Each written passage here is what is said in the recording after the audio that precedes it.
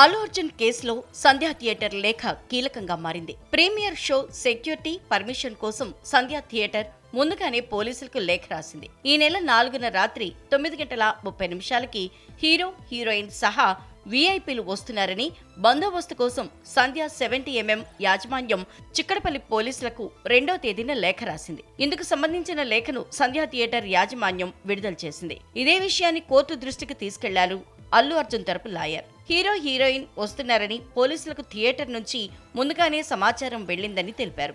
తొక్కిసలాటకు తన క్లయింట్ కి సంబంధం లేదన్నారు.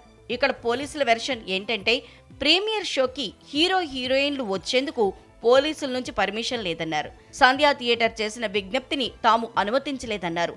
ఆ రోజు ఇచ్చిన క్లారిటీ కాపీని కోర్టు ముందుంచారు పోలీసులు. ఈ నెల 4న రాత్రి పుష్ప 2 ప్రీమియర్ షోకు ఎలాంటి ముందస్తు సమాచారం లేకుండా కేవలం బౌన్సర్లతో ఆర్టీసీ క్రాస్ రోడ్స్ లోని సంధ్యా థియేటర్ కు అల్లు అర్జున్ వచ్చారని, అల్లు అర్జున్ కోసం అభిమానులు ఒక్కసారిగా ఎగబడటంతో సంధ్యా థియేటర్ దగ్గర తొక్కిసలాట జరిగిందని తెలిపారు.